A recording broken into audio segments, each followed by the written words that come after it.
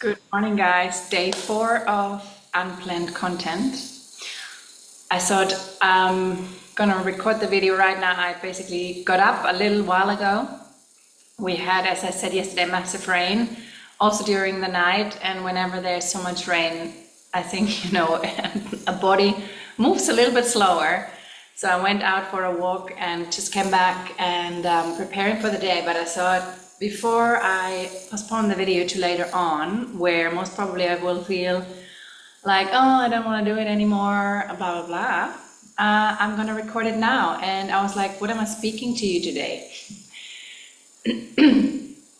It's a good question, right? There's so many things. And then when you have to talk, this was funny. We once did, I was in a sort of a training from the employment agency in Germany, and we had to do elevator pitches, and also we had a task where we would just need to go out in front of the people, and she would give us a word which we'd never heard before, so sort of a made-up word, and we would need to describe to the audience what we think it is. That was quite something. I still have the video. It was like actually really, really funny. My fantasy was running wild, and but things like that are actually really good, where we need to come out of our sort of intellectual brain and go a little bit into making things up, being creative, right brain stuff, which I absolutely love. I don't know if you know, but I'm all doing all things creative. I put together a card deck. I created a necklace, which I'm not wearing right now. I'm painting, and I love doing all things like interior design, is something I really, really love. And so, but I'm a Venus rising, not Venus, Venus rising. I'm a Libra rising. And Libra is ruled by Venus, so things which are in connection to beauty and arts and crafts. I don't want to go too deep into astrology because we could talk a long time about it, but I have many, many placements in my birth chart, which, underline that, So creativity. I loved drawing since I'm a little child. I once won a prize at primary school because they thought I have, and that's maybe not so common in that age, I could paint in a way that it would look not only like 2D, it looked 3D. And I just loved painting, and I want to go back into it even more. And that's one of my dreams, having like a small art studio in my house, like with a big canvas where I just can go in the morning and then paint what comes out of me, because it's actually, creating art is a process of channeling your own emotions, channeling your own feelings, but also sometimes, channeling what's wanting to come through from something higher, like from spirit, from God, whatever you want to call it. And this thing, that I have to say, like spirit, God, Buddha, whatever I want to call it, it sometimes makes me a little bit like people got so sensitive in many, many ways. And I don't say that's bad because I'm a sensitive person, but I think it's just a pointer towards looking towards yourself. If you are feeling agitated by everything outside of you and what people say all the time, then it's an invitation to look inside of you. Because if you are fine with all of your stuff, then whatever somebody outside of you tells you will not touch you, because you've closed the wound. They cannot touch it anymore. Just that's an observation when I look outside into the world. And I don't want to say we need to stop being sensitive, not at all. But we cannot always restrict other people in their expression so we don't feel pain. Yeah, I think that's the point. You're responsible for yourself. And if you don't like what somebody says, that's totally fine. You can name it in, in conversation with them. But I see a lot of trolls on the internet posting under every video, you cannot say this, you cannot do that. And I'm like, just don't watch it, if they are not violently running around saying really stuff which is like against all moral codes, let them express themselves. And if you don't like it, go somewhere else. You're not forced to stay on their account. You're not forced to watch their content if you hate it, if it agitates you, if it brings up triggers. That's really something like when I sometimes when I see a post where I already know, I look into the comments and I'm like, wow, like why do people take the time of their life to do that? I don't understand it, really. I don't understand it. I very, very rarely post. I did a while ago because somebody got really, really attacked. She decided to, I don't know, not shave her armpits. And then people got really triggered, like they said horrible things. And I was like, what is wrong? I mean, I don't need to like her armpit hairs, but who cares? It's her body, I would never have why would you get so triggered about it? It's a good question. So I just want to share my point of view on that. And 30 days of unplanned content. Sometimes nothing is coming. How comfortable can I be with not knowing what to say, not having anything to say? I don't know, it's when you don't have a partner on the other side, which is asking you questions, it can become very very uncomfortable. Do you know the moments when you're in a date?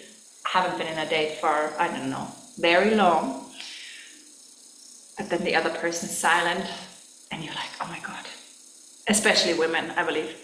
Like, shit, what do I say? I need to say something. Is he liking me? Is he thinking I'm boring? What does he think? And I know that for myself so well that I sometimes, in the past, was not comfortable with being in silence with somebody. Not that I'm not comfortable in silence. I love being in silence. But in the moment, I'm not 100% sure, and that's due to my past, where I'm at with the other person. My mind is running wild.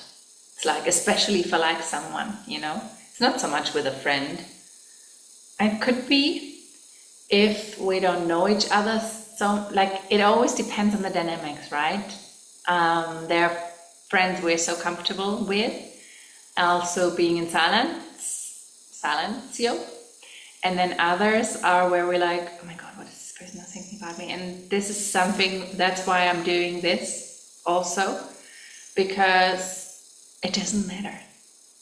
It does not matter what Al Bundy thinks about you. It doesn't matter what Al Bundy thinks about you, really. Because they will always, like you, basically, first of all, you cannot control it, because you cannot control their thoughts. And they will think something in regards to their upbringing, their conditioning, their paradigm, their viewpoint of the world. So you, in your opinion, could be that most amazing, incredible human being, and they could still not like you. They could think you're, I don't know, people could think I'm wishy-washy, I'm spiritual, woo-woo, whatever. They could think that, because of their upbringing, and I cannot control that. The only thing is, what I can control is that I don't let this control how I show up in the world. Yeah, because we cannot allow another person's opinion about ourselves to repress our expression of our true authenticity and what we came here to bring forth. Because what I said yesterday, we're here sharing our truest expression. And sometimes what I also felt and what I also realized, in the beginning we might not know our truest expression. Sometimes it takes a while to really find that, because if you imagine you have, I don't know, you have a stick and you wrap it around, and you have so much wrappings around. Once we start to unwrap, it will take time to get back to the stick, because it was wrapped in so many layers. And it's the same with ourselves. So there will be many trials and errors. And like these wrappings, these layers, they're not only there for a way of like making things difficult, they were our protection in the past. So it can be really, really scary to unravel and taking them off, because it will feel like, ooh, I'm naked, like I was this person before and I'm not that anymore, and I don't like what I liked before. And my mom used to say many times to me, yeah, you now say this before you said that. And then she always made me feel guilty about that I changed my opinion. But I didn't randomly change my opinion. I changed my opinion due to my level of awareness and due to what I've learned. And as I'm somebody who's always wanting to expand and learn and grow, I will change my opinion. I will. And there's something I might have said a year ago which is not what is reflecting my truth at the moment. So I will change that, and that is fine. Yeah, so that's something which is so crazy also in the online space. I say like, yeah, but you said something different before. Yeah, that's normal. People change, people grow, people expand in their awareness. So they might change their viewpoint. And that is,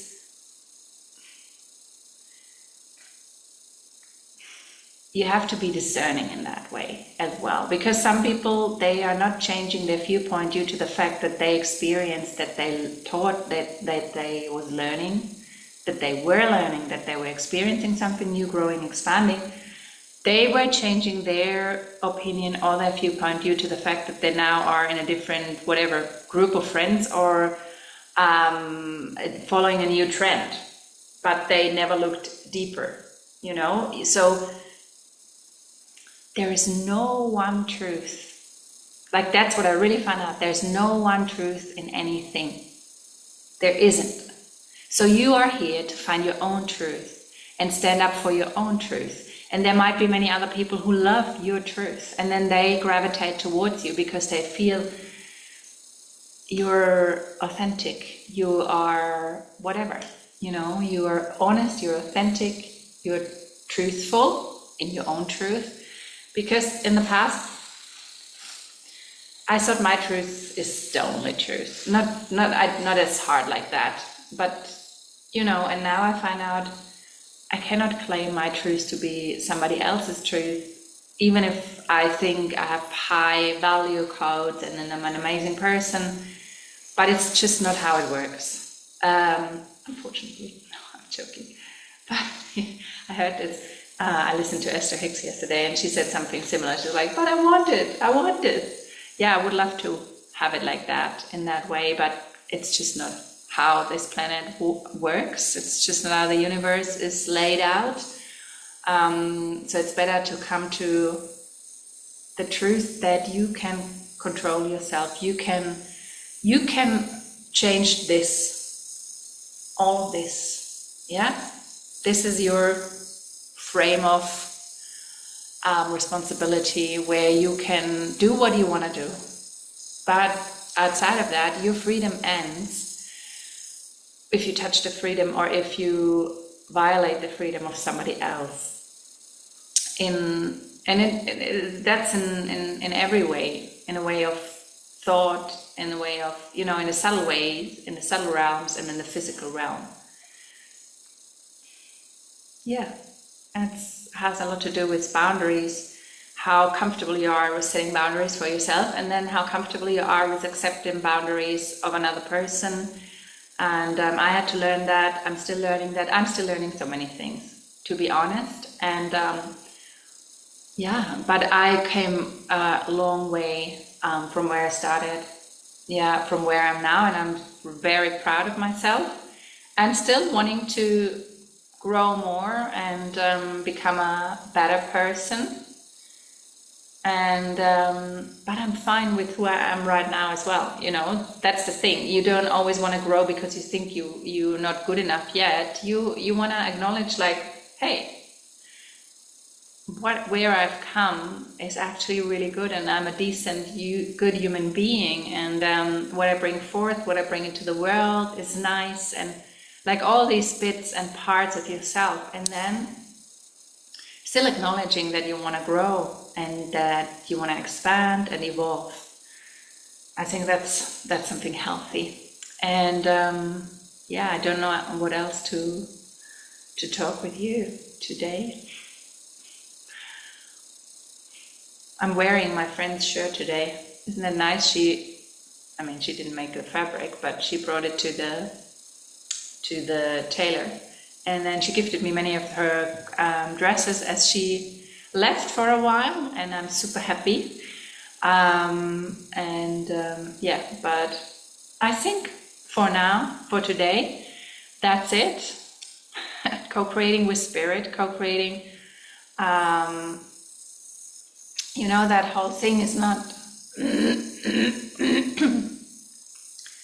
I don't know actually why, like there's not a big intention for me talking here. I just felt really wanting to become even more truthful with myself and showing up more authentically, more imperfect, because as I said, I was really conditioned to be perfect. I was a diplomat before, like I had to be showing up as, displaying a nation, like the Germans abroad. I had to be somebody, I had to have a certain outside persona. And I'm a Virgo, a small perfectionist. And but there are also so many parts of myself which are not in alignment with that, showing up in that certain way. I'm in many ways chaotic. I am in many ways haven't figured it out. And sometimes I'm easily overwhelmed. And that's part of me. And I believe really by acknowledging and accepting all of the parts, we become whole and content and healthy and happy and joyful, and life becomes such a joyful experience, because we are not all the time out and about trying to control the perception other people hold of us. We don't care. We just ourselves, and that's true freedom, I believe. And then you don't have to run away or move abroad like I did. I never planned that, I have to say, really. I just thought I'd travel. But then you don't have to do that, because wherever you go, you're free. Because you have freedom inside of you. And that's always, like, the outside will never bring what we actually deeply desire in the inside. If you desire freedom, let yourself be free. Let yourself be free, and that's a process. Everything's a process. Be kind to yourself, be loving to yourself, acknowledge how far you come every day, every bit of the way, celebrate yourself, and then slowly, bit by bit, it will happen. I know it for myself, I see it in my clients. It's magical, it's powerful, and it's the best thing. So, this is it. This is it for today. I believe it's day 4. 26 more days to go. It's gonna be exciting. What else you'll find out about my life. Anyway, sending you a big hug, and I see you tomorrow. Bye bye.